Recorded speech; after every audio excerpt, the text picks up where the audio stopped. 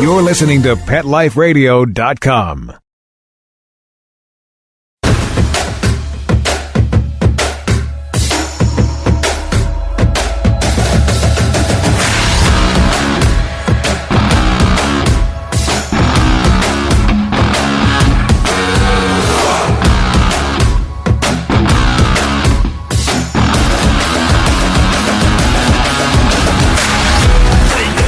Dog Radio.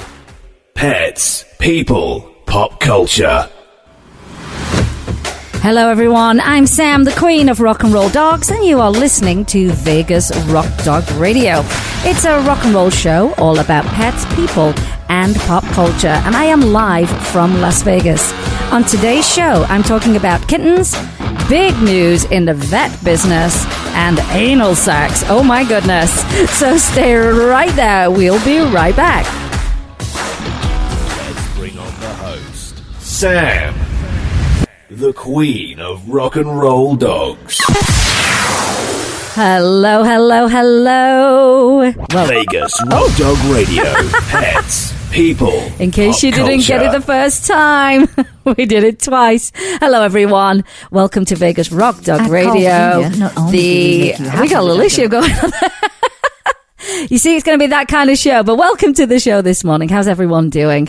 It's another episode of Vegas Rock Dog Radio. I've got tons and tons and tons of things to talk about today, and I'm sure you'll find them all very interesting and informative. Like I said, I'm talking about kittens, big news in the vet business, anal sacs.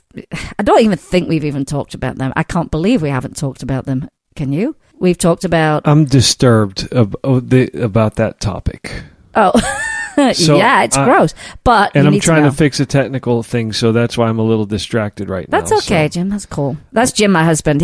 Good morning. He's my producer. Or afternoon, everyone. My producer. And my co-hosts today are Miss Galaxy, Miss Thornton, and Mr. Twix. They're in studio. Galaxy's been snoring her head off, so you might hear that in the background. She's in recovery right now. She's just had an operation to have something removed from her neck. A very odd place to have something removed. And it's one of those places that, I mean, she's got 12 stitches. It was pretty big. And it's just one of those places that if she stretches in the morning, it pulls on it a little bit. So I've been following her around like I'm totally paranoid, which I am most of the time anyway with the dogs. But just to make sure that she stays nice and calm and it's not working. So I do have to say a big thank you to our vet. And our actual main vet is in Africa right now. She's working with animals out in Africa. And the other vet we see is Dr. Stefanato's holistic vet here in town. And her partner is Dr. Tillman. And we love them equally. They've been wonderful and truly, truly looked after my girl very, very well. And they both have a really lovely demeanor with pets. I mean, a really lovely way of being with them, and it's wonderful. And it's also very calming, because sometimes you just can get a bit hysterical when you're worrying and blowing things out of proportion in your head, which I did last week. And when I got in there, I'd been holding it in, and I just started crying in the vet's office. And what's the lovely vet tech girl at the front desk? What's her name? It is because you said Ariel. Does she still work there, Ariel? I don't know. I haven't seen her lately. She's very good as well. Oh, Leandra, wonderful girl. So I start crying. Nice, really nice. I start girl. Crying, and there's a load of people there, and she just says, you need a hug. I'm really good at hugs. So I did, and I cried a bit more. So I was really, really kind of relieved after I cried a little bit. But I think everyone can relate to that. It's very stressful when there's anything going on with your pets, and there's a tendency to kind of blow things up in your mind a little bit, and the stress got the better of me. So they did take great care of her. She's doing very, very well. The teachers were weeping the first day, so that kind of made me a bit nervous. But the vet was not concerned. She just keep it dry. Don't try and clean it or anything like that. Just keep it nice and dry. Try and keep her nice and calm. And today, there's a big difference, isn't there, Jim, with how she's feeling. So I'm very, very happy about that. And of course, that lump is going to be biopsied, and I'm sure we're going to have a great result from that. So I'm thrilled. But we did make some pretty big changes as far as diet, didn't we, Jim? We sure did. Made a big flips. A big what? Jim just did his own flub today.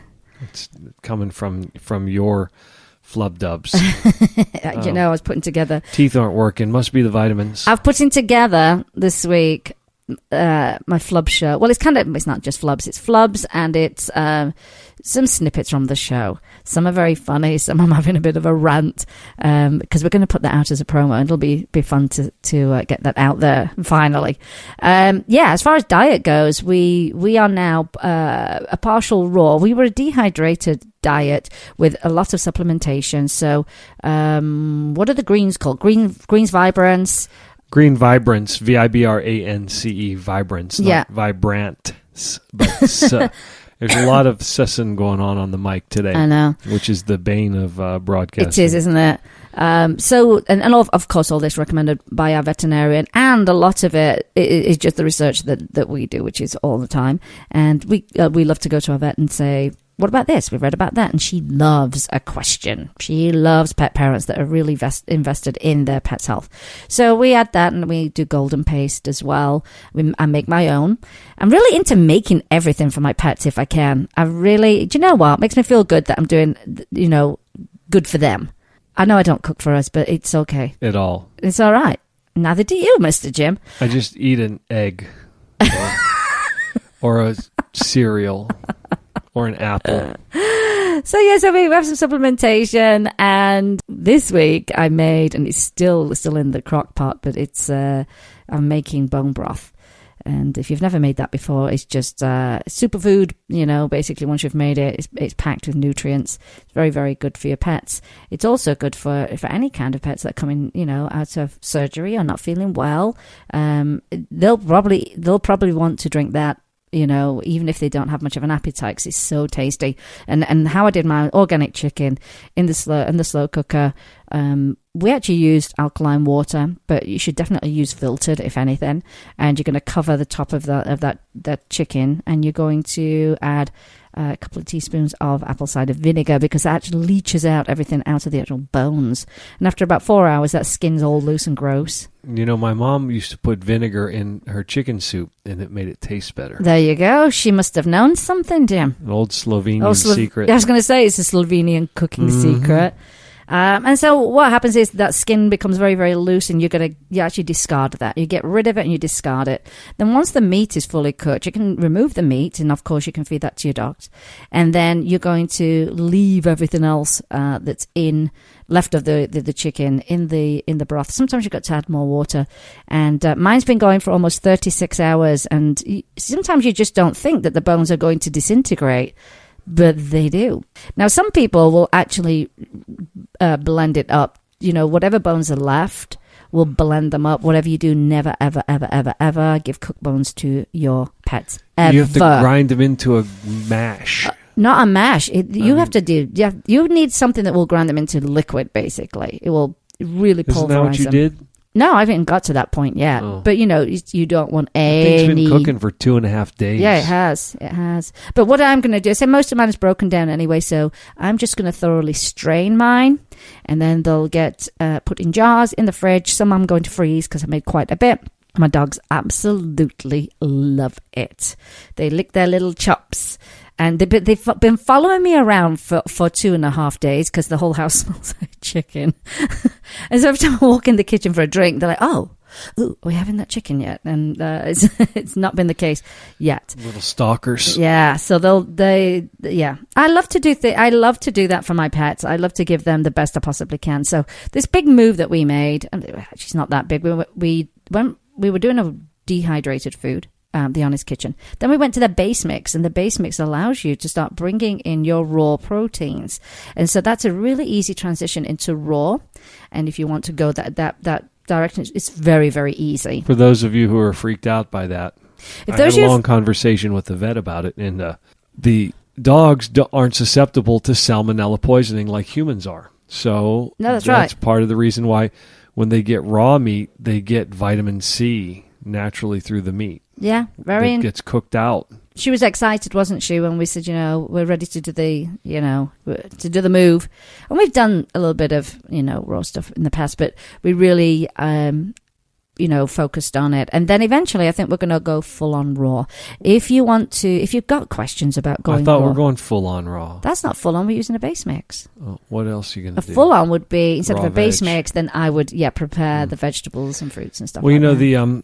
And the eggshell. what's kind of reassuring too is, and I learned this at the grocery store the other day when I was buying some of our raw turkey that we've been giving, and the USDA requires poultry to be antibiotic and hormone free in production now. Really? Yeah, that's what the butcher told me. Well, I'm not so sure about that, because if you look at the packaging, why does it say on a certain packaging it will say antibiotic and hormone free if it's all antibiotic and hormone I'll have free? to research it when I get my iPad back from you, but I think I'm definitely one of those people that I don't believe everything I just read. We'll have to do a double check, Yeah. but the butcher said that the poultry industry is hormone antibiotic free. Now, that doesn't mean cage free or free range or what the diet, whether it's a protein animal-based diet or a vegetarian diet that they get fed, but What do you mean a vegetarian diet? The actual turkeys and chickens and all that. Oh, you mean what the actual animals get fed? Yeah, you do have to do some digging. You really do. It's just don't take everything on face value. For example, Ringling Brothers. Oh, this week they've retired the elephants. This is amazing. Blah, blah, blah. No, they didn't. They actually sent them to their own compound where they're actually going to be doing animal testing on them for cancer. So they're not retiring. So I can't stand when the whole picture is not out there. It makes me crazy. I really don't like that. But that's why you listen to this show, because I do the homework and I find out the sources and see what's legitimate and what's not. And it takes a lot sometimes to make sure you have that information, but that's important for us that we do that for you. So we had quite a nice night. Actually, before I even get going, I should really tell people where you can find the show on the internet, social media, all that good stuff. The spiel. Yeah, the spiel. Our main website is vegasrockdogradio.com. That's the hub of the show. That's where you can listen to the show and you can listen to archive shows.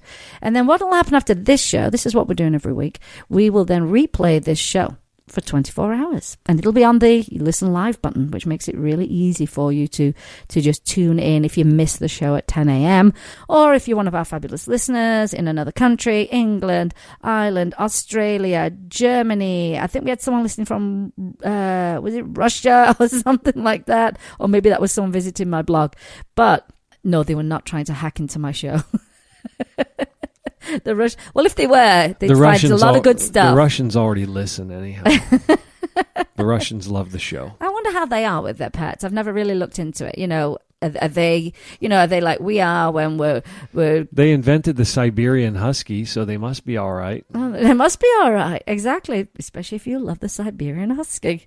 So, I don't know how we got to that point, but that's the website. You'll find us periodically pop up on Periscope. Of course, we're on Facebook, Twitter, Pinterest, Tumblr, Instagram. And we have a great blog. It's called therockandrolldog.com. And that's where I will tell you who's coming on the show, who's been on the show. And I usually do reviews and a lot of giveaways, very honest reviews. I do get sent a lot of opportunities to review products. And some of them, I won't even give them the time of day because I just know they're not a good product. And why waste your time putting that out there? It's like I want to put out there the products that you can read about and go, I trust that. So the blog is rockandrolldog.com. We do have an app, and that's you'll go to yap.us, yapp.us, and just search for Vegas Rock Dog Radio. And we're on iTunes, and we're also on iHeartRadio. And that's a big one for us because most people have that app. And it's a great app. You can listen at your own leisure. And we all seem to enjoy listening and watching our entertainment at our own leisure these days. This is quite interesting. Oh, well, you know what we did last night? I just want to do a little shout out to my friend Will Edwards. He is, he's like a media mogul, isn't he, Jim, in Vegas? He is a mogul fits him. Mogul's That's a good for word. him, yeah. Will the mogul. I should have done that in my speech last night. So it was his second anniversary. Wasn't Genghis Khan a mogul? I don't know, was he? No, he's a Mongol. He was a Mongol.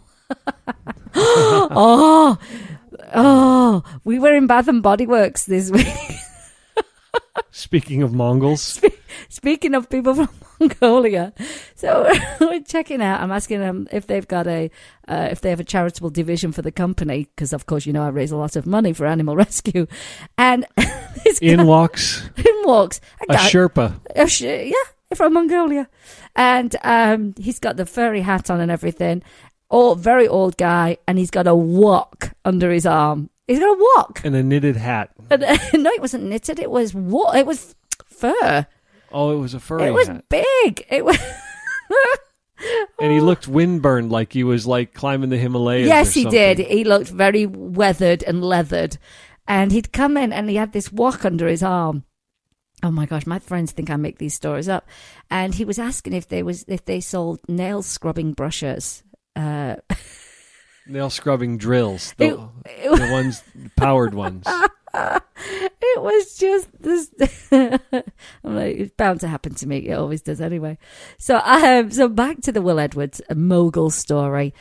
Will is a talk show host. He does a lot of podcasting. He's got two comedy series, and the one that's been going the longest is the We Funny comedy series downtown in Las Vegas, and it was his second anniversary last night. And what he did not know is it asked some of his closest friends to come by, surprise him after the show, come up on stage and actually do a little speech about what he means to them as a friend. Well, of course, I pulled out some funny stories about Will, and it was absolutely lovely. He's a very humble guy, so I'm sure he was going, did I really deserve this? But it was wonderful, so we're very happy about that.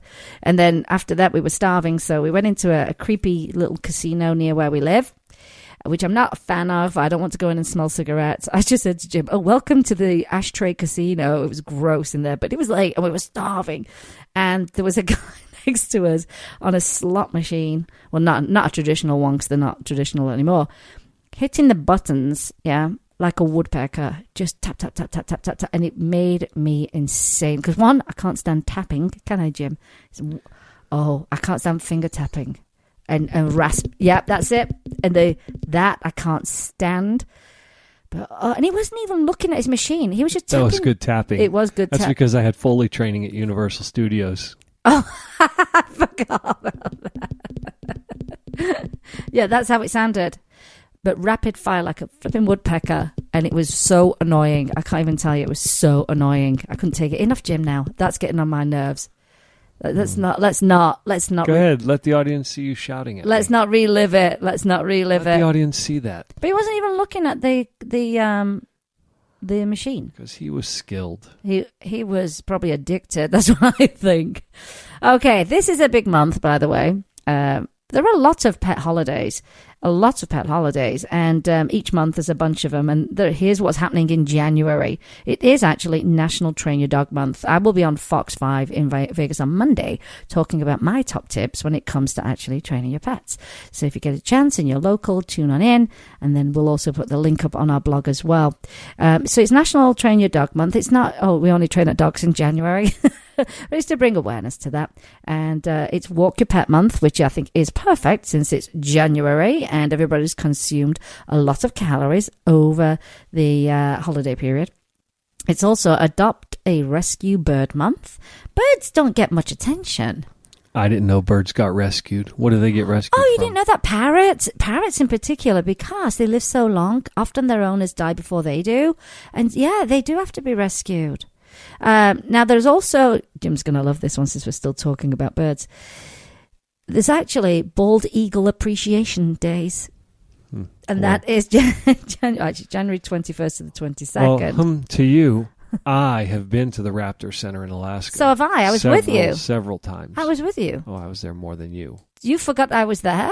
That's sad. That's as sad as... Yeah, there is the Raptor Center. That's one of the most long-standing wild animal rehabilitation and sanctuaries, really? That have ever been going. Yeah, they were taking that stuff seriously in the 80s. It's funny because you still have people now that think it's very strange that you would help animals. So, rewind back to the 80s. I'm sure people thought that was absolutely crazy. A lot of people were very not in tune with animals and don't value them. I mean, people still value them, way below human beings. Sometimes, everything's living and breathing. So, do we really need to do that? We can just say that they're equally as important. I believe that. Don't you? I agree. Yeah, absolutely. With you. Well, here are some specific holidays. Some of them have already passed. What date are we on today? 14? I believe so. Yes, we it are. was Friday the 13th, and it looked like a full moon. It did. And my car has 3 6s in the license plate number. By choice. Well, that's what they had left when I was at the DMV. Of course they had that one left. No one wanted to take it. Today, actually, is National Dress Up Your Pet Day. And it's a little bit chilly here in Vegas, so if we go out today, they'll be wearing coats or little sweaters because they're used to the heat, my babies. Appreciate a Dragon Day. Dragons aren't real? Stop it. Jim? Just the Komodo dragon. Oh. Do you appreciate the Komodo dragon? Or what did the stink in English when they were going on crusades and tooling all over the earth, and they just go, oh, and I slayed a dragon while I was away. Who's not going to believe you? They weren't there. Puff the Magic Dragon. Oh my gosh, that just made me laugh. That's what my brain went straight to, a fictional dragon. That's ridiculous. How about this though? Winnie the Pooh Day. Winnie the Pooh's real. That's coming up on the 18th. It is. Penguin Awareness Day. Oh, this is my favorite. Squirrel Appreciation Day. You need to appreciate squirrels, Jim. You think I'm making them up? I'm not going to make any comment about that one. And then there's National Answer Your Cat's Question Day. What, so your cat asks you something? And then there's Change a Pet's Life Day. I'm all about that one. That's January 24th. And then there's the Rattlesnake Roundup. That's in Texas. They do that annually. And what, do they kill them? No, these are supposed to be holidays you celebrate. Well, you don't want to talk about that one then. But a roundup can also be... It's not. Bloggers use roundups all the time. They round them up, they milk them. I believe How can this be a day to celebrate? Are you kidding me? I believe there's good and bad along with that one. National Pet Holidays and Observances. Oh, I'm not into that. Not happy about that at all.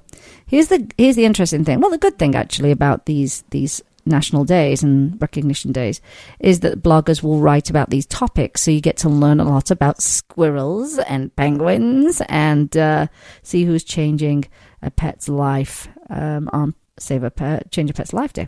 So there you go. There's some bonuses to that. I'm disturbed about the rattlesnakes, and we've had some personal experience with not rattlesnakes, with snakes in the house, but we never would kill one. Goodness me. Well, Jim, I think we should take a break. Yes, let's listen to some words from our sponsors, and we're going to be right back. You're listening to Vegas Rock Dog Radio with me, Sam, your host, the Queen of Rock and Roll Dogs. Vegas Rock Dog Radio. Pets, people, pop culture. Pet Scene Magazine is dedicated to Las Vegas pets and the people who love them. It's a source of news and information for pet lovers, as well as offering valuable coupons and specials on pet products and services. Find them online at www.lvpetscene.com or look for them on Facebook. Vegas Rock Dog Radio. Pets, people, pop culture. Welcome back, everyone. So let's get on to some more topics here. I really liked this little news piece, and this is out of Arizona. A senior care facility allows its residents to care for kittens. The photographs were wonderful to see how happy it made the residents. But here's the thing. It gives them a renewed sense of purpose.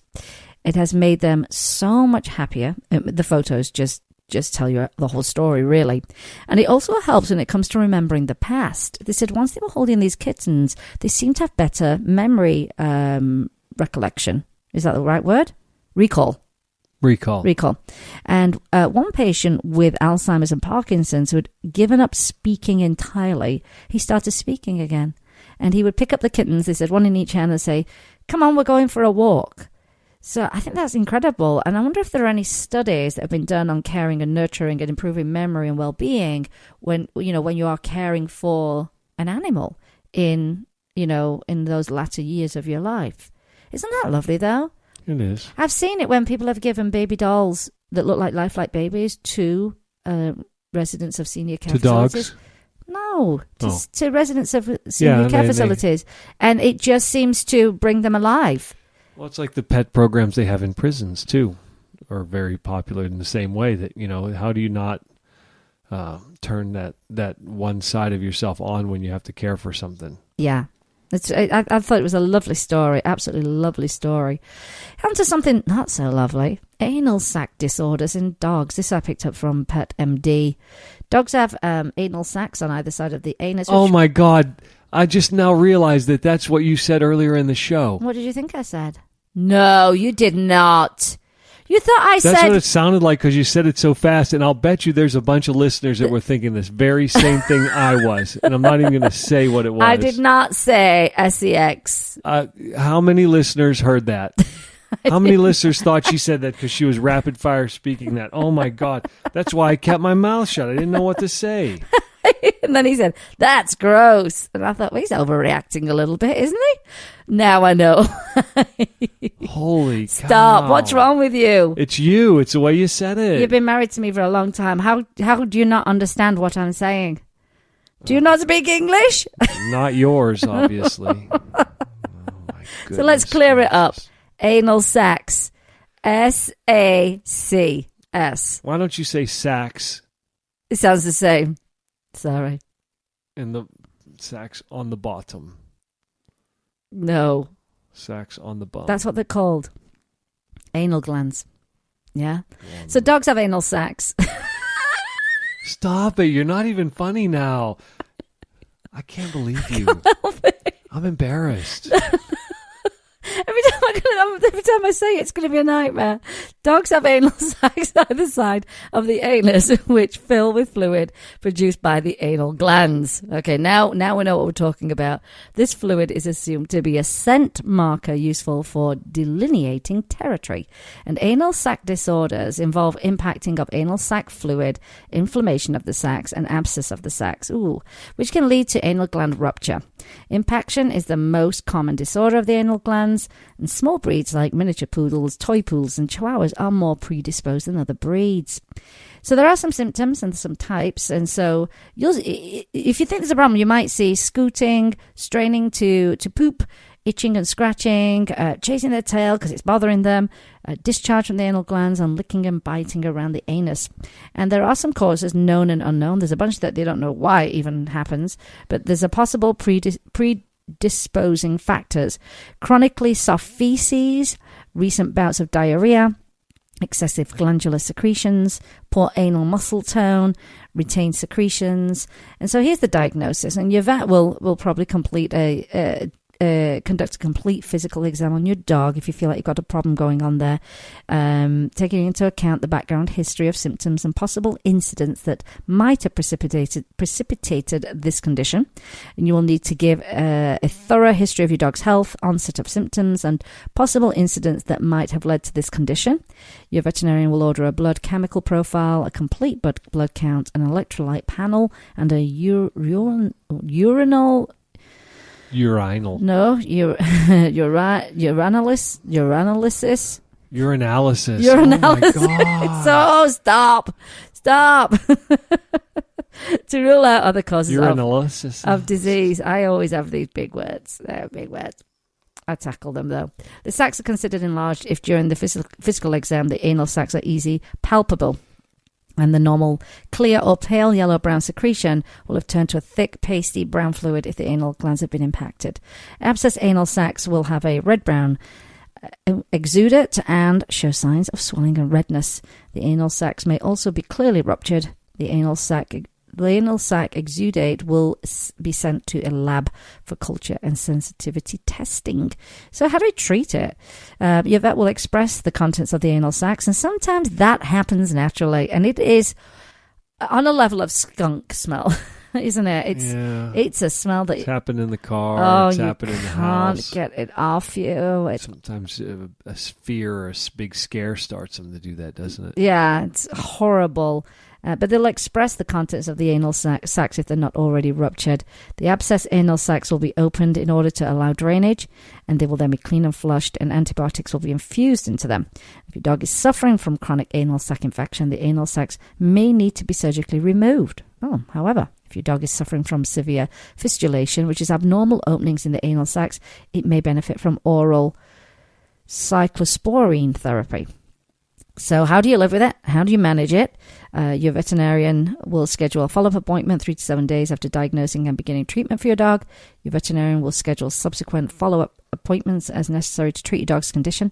And if your dog is constantly licking its anus after treatment, you will need to ask your vet for an Elizabethan collar to prevent the dog from reaching its bum-bum. Also, contact your vet for further treatment if the anal glands continue to drain after a few days of treatment or if they appear to be red and swollen.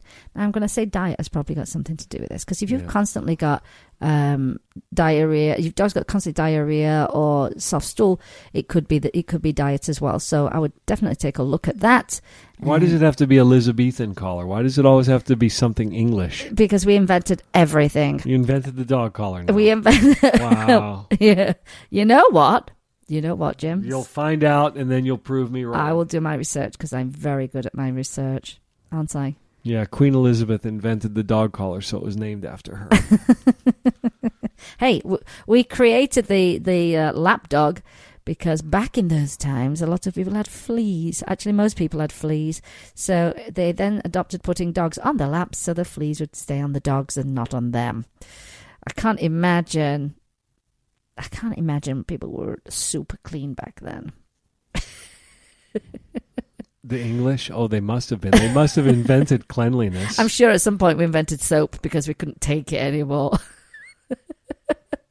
Oh, when you think about all those undergarments, they probably put them on and all the layers and the dresses and the corsets and forget that. Yes, forget that. I'm not taking all this off. I'll do it next week. I think there's something to that as well, though. I think that was the case. Oh, how gross. Well, I know people that don't wear deodorant, but you have to go through a transition period if you've been used to wearing it. But once you stop using deodorant, you kind of stop smelling. You do? Huh. That's what my friends that don't wear deodorant say. Yeah. Do they smell? No, I haven't gotten that close. Sometimes I forget to put deodorant on, and I get through a day without smelling. But we haven't been using, we've been using the natural mineral crystals. Yeah, that's another thing. So, and that's a transition too, because if you go from traditional deodorant to that, then you have a little period where you smell different. Yes, I will say that. You know what? Let's take another quick break, because I've got a fairly big article coming up. And it's actually something that really concerns me. I'm sure it will concern you and many of our listeners. And I picked this up from, a fantastic woman. Her name is Susan Thixton. She started Pet Food Safety. She's truthaboutpetfood.com. And I want to tell you a little bit about her after the break. And I just love the fact that this is what she does and she's on it. So we're going to come back and talk about a big thing that happened in the veterinarian world. All right, Jim. So let's take a quick break and we'll be right back. You're listening to Vegas Rock Dog Radio with me, Sam, your host. Vegas Rock Dog Radio. Pets, people, pop culture. Sheba is 105 lean pounds of happy dog for life because she gets fed Dynavite and Lico Chops. Order a 90-day supply of Dynavite for your dog this week. We'll send you a bottle of Lico Chops free. New improved Lico Chops with omega-6, omega-3, vitamin E. And now 6 extra direct-fed microbials. Even better for the digestive tract and immune system. Try Lico Chops. Free this week at Dynavite.com. DINOVITE.com. It's DesignerPetSweaters.com. Hand-knitted designer sweaters for your precious pup or cool cat. Beautiful couture patterns for your pets, including custom-knitted formal wear, casual wear, yachting, and even sports-themed. Many designer pet sweaters include feathered tammy hats, top hats, and a lot of sparkle. Each sweater includes leg loops, front paw sleeves, and leash opening. Visit DesignerPetSweaters.com to order your four-legged fashions today. Your pets will stay warm for the winter and be runway ready. Large or small, we fit them all. DesignerPetSweaters.com. Hi, I'm Dana Humphrey, the founder of Whitegate PR. We have been specializing in PR and marketing in the pet industry for over 10 years. If you have a pet product or service you would like to promote, give us a call. We can help create awareness for your brand on TV, radio, magazines, newspapers, and blogs. Feel free to reach me directly at 619-414-9307 or learn more on our website at whitegatepr.com or follow us on Facebook. Let's talk pets. Let's talk pets On Pet Life Radio. Pet Life Radio. PetLifeRadio.com. Vegas Rock Dog Radio. Pets, people, pop culture. Welcome back, everyone. Talking about Elizabethan collars, which they used to call them. Here we go. And then it was shortened to e-collars for dogs, which is basically the cone. It was created by a man called Edward J. Schilling, but it doesn't say where he's from. So I have to do a little bit more research. This was in the 1930s, Jim. Edward J. Schilling. Yeah, sounds very British to me. Guess where that's going. Sounds very British to me. And originally these were inflatable. It's funny because we forget about the inflatable. It started with inflatables, and people know them as traditional cone, and then the inflatables came on. People, that's genius. Well, actually, no. Old Edward, he invented that first anyway in the 30s. But I need to find out where he's from. Where's the guy from? Nope. There we go. We'll find out. We'll figure it out because I have to get to the bottom of it. I can't stand it when I don't have the answer. Now, I think there's a lot of questions that have gone unanswered with this particular thing. And this is concerning the pet industry monopoly. No one likes a monopoly because no one likes a monopoly. And Susan Thixton, she created this website called truthaboutpetfood.com. She, unfortunately, was one of those people who lost a pet to that terrible, what was the in the pet food that killed all those pets and made them really sick? Melamine. That's right. There you go. The chemical. And it melamine. Was quite a few years ago, and unfortunately, she was one of those people, and she went out and decided, no, we are going to put the truth out there about pet food. Now, she is currently in the documentary Pet Fooled, Fooled. It launched 4 days ago. I had Cole Harrington on the show. He was the director of Pet Fooled. You can go to petfooled.com and you can find out how you can watch this documentary. And first of all, if you feed kibble, go and watch that documentary. Go and watch it. But it tells you about the industry itself, how it's regulated or not well regulated, what the governing bodies are when it comes to food, USDA, AFCO, and those kind of people. It also shows you how it's manufactured and what they use to manufacture it. And there's just a lot of tentacles to this whole pet food industry. It's massive, $61 billion business, huge, as you can imagine. And there's some absolutely amazing experts in this documentary. Dr. Karen Becker is one of them. Susan Thixton makes an appearance in there, and they're on to this. You know, they're always researching, they're always reading, and so it's worth actually following them so that you can keep up to date as well. And of course, we bring you the news here as well on the show. So this is what happened this week, and this came directly from her website.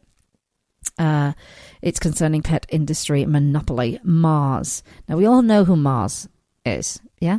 Correct. Mars makes what, Jim? Just about everything in the industrial commercial pet business. They are the conglomerate. Sweets, candy, chocolate. They're not really in the healthy category, put it that way. Big company. No, they're based here locally too. I know they are. One of their branches of the company was actually created here by the namesake. Yeah, Ethel M. And M stands for Mars, and they have actually a very nice chocolate factory here. Where they do a lot of good things for the community. Yeah, they do. Out of the local organization here in Henderson. But here we go. Here's the big thing. The privately owned largest manufacturer of pet food in the world just purchased a second chain of veterinary hospitals, staging them as the largest owner of veterinary hospitals in North America. Is this a monopoly, and how will it affect pet owners? I know exactly how it's going to affect them. So Bloomberg Business Week just published a scathing story about the corporatization of veterinary medicine, outing some serious concerns of the two largest veterinary chains, Banfield, which is owned by Mars, in case you already didn't know that, and the VCA, in case you didn't know that. I know from the very beginning, we got a very, very first dog. We did the VCA. It was close to our house, and we very quickly left because we soon figured out how they operate. But days after the story, the announcement was made that Mars had purchased VCA veterinary clinics when the $70 billion, with a B, not a million, billion deal gosh, that's a big number, is done, Mars will not only be the largest manufacturer of pet food in the world, they will also be the owner of the 2 largest chains of veterinary clinics, along with one of the largest veterinary laboratory labs. Yeah, chains. That's what we say. I say that. I have to translate to the non-English. Okay. That even non-corporate vet clinics use. Investopedia.com. It's an interesting website name. Explains a monopoly is a market containing a single firm that has or is close to total control of the sector. We know about that. We only have one power company here in Vegas. Essentially, yeah, we do. We don't have no choices. They continue with a large market share. Companies use pricing power to create an unfair market. How much control does Mars have? And in pet food, they own, in case you didn't know this, there aren't many pet food manufacturers. They manufacture many foods. Caesar, Ukanuba, Iams, Natura Brands, California Natural, Evo, Pedigree, Royal Canin, Sheba, Temptations, Whiskers, and over $17 billion in pet food sales in 2015 Yeah, alone. they're absorbing a lot of the mom and pop, the exclusive kinds of food companies too, aren't they? I don't think so. Did they get not Flanders? What are they called? Avengers? I don't know. There might have been a sale, but here's the worry with that: you then go, oh, so ingredients going to change because they can put cheap ingredients in. That's the biggest thing that happens with those kind of situations. They also own 1,000 Banfield and Blue Pill vet clinics, and with their new addition of VCA, this adds up to another 750 hospitals under their control. With the VCA purchase, Mars also gains control of Antech Diagnostics, the industry's biggest lab. Antech does blood work and other tests for more than half of the country's animal hospitals. Wow. Do human food corporations own similar monopolies with human medical clinics? No. There are laws that prevent corporations from owning medical clinics and hospitals. But like many things pet-related, the industry is provided a workaround around the laws. From Bloomberg.com, regarding corporations owning vet offices, they said this is all happening despite laws in most states banning corporations from owning vet practices. As old-fashioned as it may sound, the idea behind the laws was that doctors employed by corporations might have a harder time exercising independent judgment on behalf of patients. Commercial interests could intrude. Nonetheless, there's a reason states allow complicated ownership structures called management service agreements that gets around these laws. It's what the doctors want. When it's time to retire, vets expect to be able to sell their practices at the highest possible price, and these days that typically means selling to a corporation. The statement of doctors employed by corporations might have a harder time exercising independent judgment on behalf of patients is almost word for word a complaint of one veterinarian whose Banfield clinic was taken away from him. Dr. John Robb's story, and it's featured on Bloomberg.com, is suing Banfield/Mars for stealing his clinic. One of the claims Mars is attacking this veterinarian over is his admission of giving small dogs half-dosage vaccinations. You see, there you go. This is where it gets scary. Today, vaccines are the only pet medication that aren't scaled to body weight. Whether it's a 120-pound Great Dane or a 3-pound Chihuahua, it's a one-size-fits-all. That is very, very dangerous and scary, and I think irresponsible. Dr. Robb disagreed with this one-size-fits-all Banfield protocol and claims Banfield-Mars took his clinic away from him because of it. And it seems Banfield-Mars has done the same to many others. Since Mars purchased the Banfield clinics, the number of veterinarian-owned franchise clinics went from 205 to fewer than 10 today, leaving behind a lot of angry veterinarians. Now, Banfield veterinarians, and you'll find them they're in Pet Smarts? Well, I don't know. I thought... Or Petco's, or both. They're moving out of one of those stores, I believe. They are? I thought I saw something that they were moving out. Well, they wouldn't. Well, I don't know. We'll find out. But you'll usually find them in a Petco or PetSmart. I'm not sure which one. It could be both. I can't quite remember. Banfield veterinary clinics depend on / work from a software program called Petware. That guide that guides veterinarians through the process of diagnosing medical problems and prescribing care. An example provided from Petware was, the book shows a checklist of therapies for a dog with atopic dermatitis or itchy skin. Doctors are encouraged to recommend a biopsy, analgesics, topical medications, antibiotics, a therapeutic dietary supplement, an allergy diet, and a flea control package. Bold added, they said. So, right away. Yeah, this is crazy. You can't go by computer as well solely. This is ridiculous. Each pet's different. They're required to recommend antihistamines, shampoos, serum allergy testing, lab work, a skin diagnostic package, and anti-inflammatories. It's a treatment cost that might run $900 for symptoms that, in the best case scenario, indicate something as prosaic as fleas. In bold print, the manual reminds doctors, you cannot change items that were initially marked required. They must remain required. It's making me crazy, this. I'm so glad that we're talking about this, though. In other words, veterinarians at these corporate-owned clinics cannot stray from company treatment protocol. They cannot think for themselves or provide treatment for a particular pet that should not follow corporate treatment protocol, such as this vaccine issue. And now, thanks to more laws that are not enforced with regards to our pets, Mars will own even more veterinary clinics, and quite concerning, the nation's largest vet lab, all pushing a reported one-size-fits-all treatment plan that could cost an unknowing pet owners thousands of dollars in additional fees. Not only that, that's a lot to load onto a pet. That's a lot to load onto a pet. And again, we've got first-hand experience with with that system that's in place. Yes, we did. It took us years to overcome it. It did, and going to a holistic vet who doesn't believe in a one-size-fits-all, looks at the individual pet, actually changed her life, where my dog does not have to itch constantly all day. And you could tell how uncomfortable my poor dog was. And sometimes she'd get infections, and she was always in pajamas because it was the only way I could kind of protect her skin a little bit. And always on possibly toxic or steroid options. Well, we stopped the whole, no, don't be prescribing steroids to us. Do not prescribe Atopica to us, because once I read up about that, it said it's a known carcinogen. I was mortified, absolutely mortified. And again, we weren't getting to the root of the problem. But often when you get to the root of the problem, you don't make as much money, do you? So there you go. So they have... The corporation boasts the 5 principles the company follows, quoting 2 of the 5 in here. There are 2.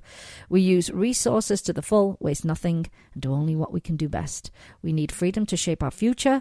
We need profit to remain free. We need profit to remain free. Wow, this sounds like a cult.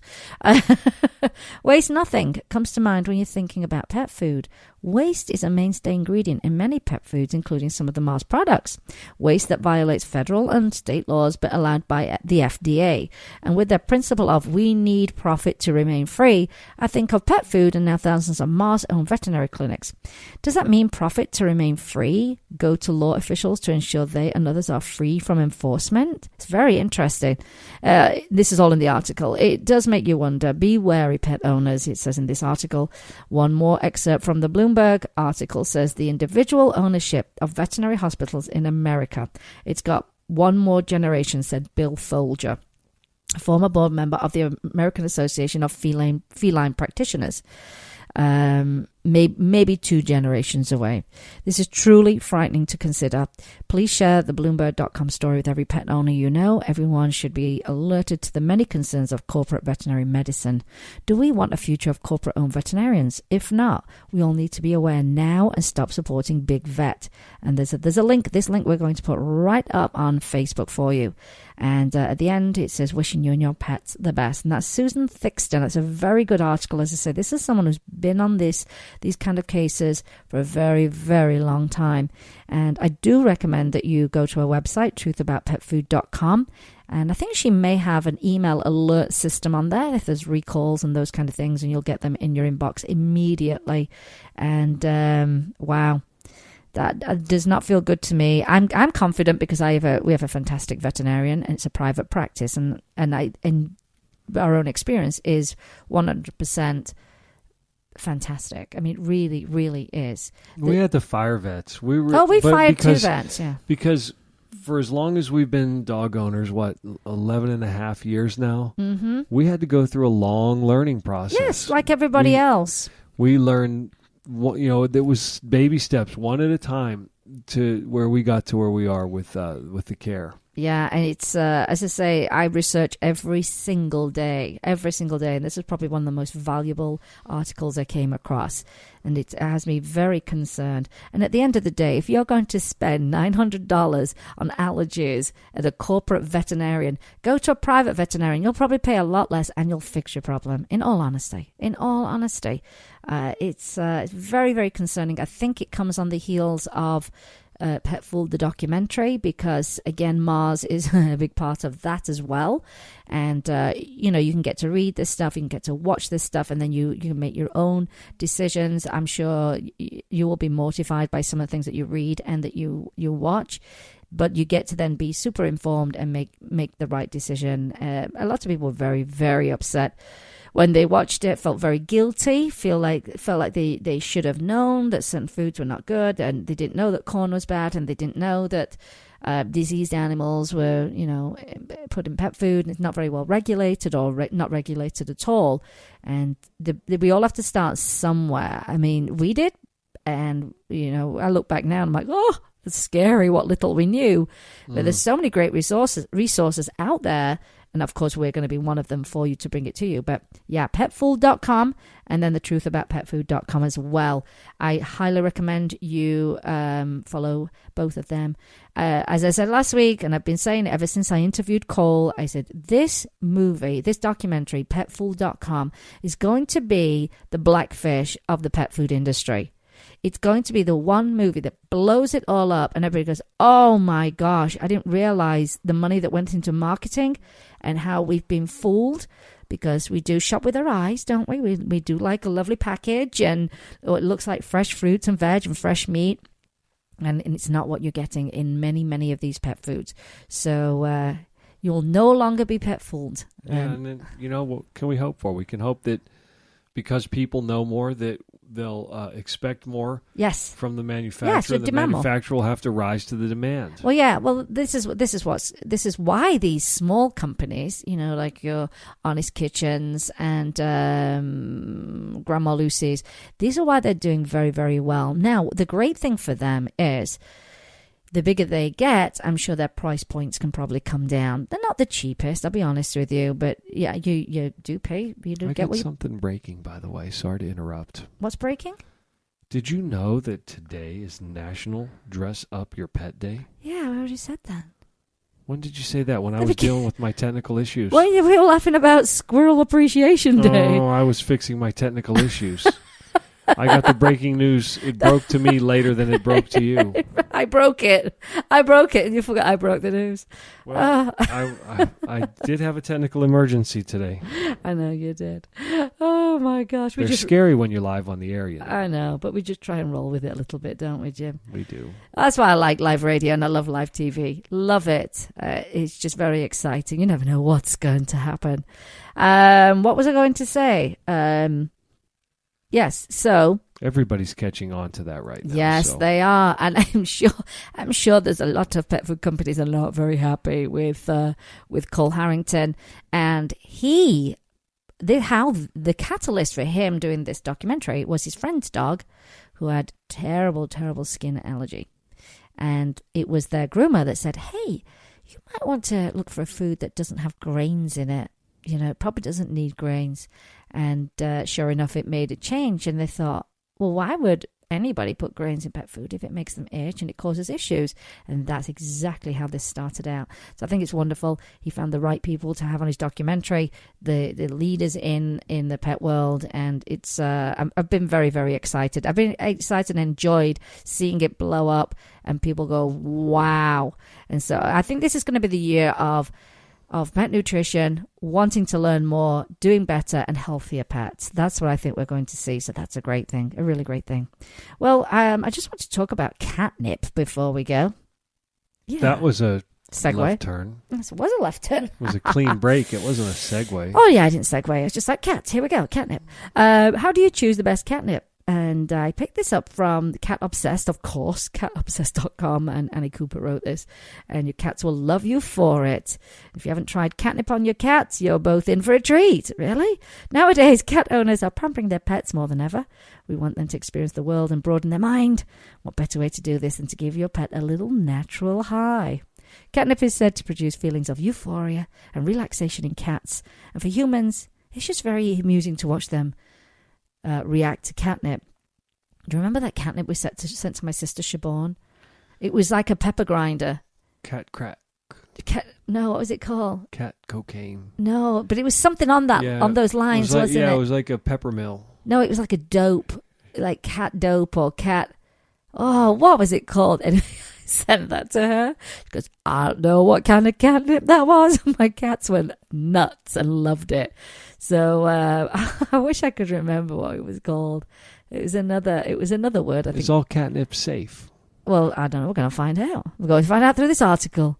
That was the very next part of the article. It all sounds very good, but is it safe? And she's done her research and she's come up with real facts about catnip. Scientists have actually written research papers on this. Amazing. And read on to learn what a catnip trip is like for your cat. Whether you are there are long-term side effects and how to choose the best catnip for your pet. What exactly is catnip? Well, it's a common name for Nepeta cataria, a herb related to mint and oregano. You may also... What? Oregano. Stop. Just stop. Oregano. People are not going to know what you're saying. Okay. The Americans won't. I think they'll get the gist. I'm sure they'll get the gist. You may also hear it called catswort or catmint, as in, probably obvious, the name comes from its ability to attract cats. Catnip is native to parts of Europe, Asia, and Middle East. However, it is now widely spread across North America and Canada. The plant can grow up to 100 centimeters tall and looks quite similar through the foliage, and it can be sort of brownish green. It produces small white flowers with pale pink or purple spots. Although it's easy to find catnip growing wild on the side of the road, you shouldn't pick it there and use it on your cat. It's most likely contaminated with harmful chemicals. What does catnip do to cats?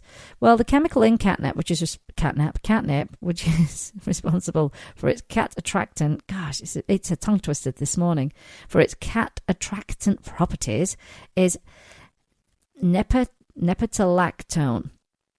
Cats mistake it for a feline pheromone. Okay, this makes sense now. Pheromones are odors which influence cats' behavior and are used for communication.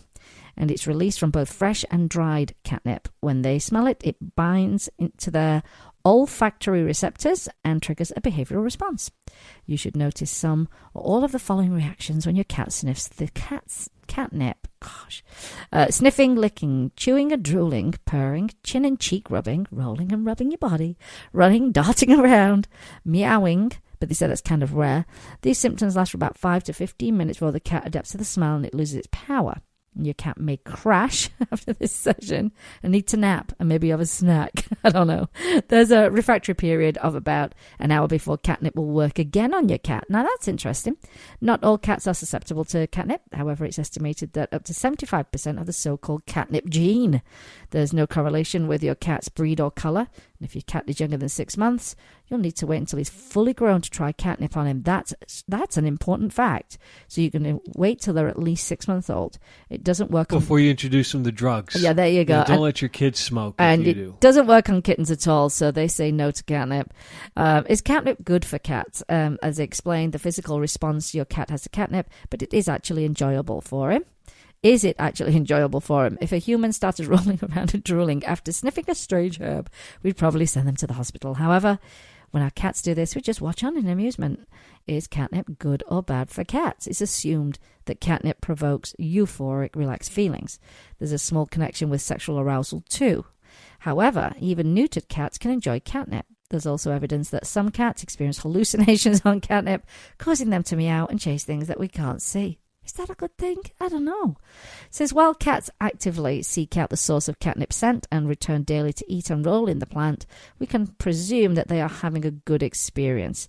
One study on the long-term effects of catnip ingestion showed no damage, so you're unlikely to do any harm by getting your cat high occasionally. Qualities of good catnip. I guess that's a really important factor. Not all catnip is created equal. It's no wonder people are going nuts over new artisanal catnip brands, organically grown, potent cultivated strains, flower top harvested and naturally dried. What does it all mean? Here's what you should be looking for. Fresh, dried, or liquid is the question. Catnip can be used in either the fresh or dried leaf form or in a liquid. There isn't much difference in, and that's a spray, by the way. There isn't much difference in potency between the three. The best catnip to buy depends on how you want to use it. Sounds like catnip should be regulated. Now that we have legal marijuana in dispensaries in Nevada, catnip dispensary. Maybe they should dispense. You know what? If I was to open a catnip business, I would call it the Catnip Dispensary. That's what I would call it. Someone's going to steal that idea, but I have no time to start a catnip dispensary. Many companies separate the catnip flowers and leaves from the stems and seeds as they have the highest concentration of nepetalactone.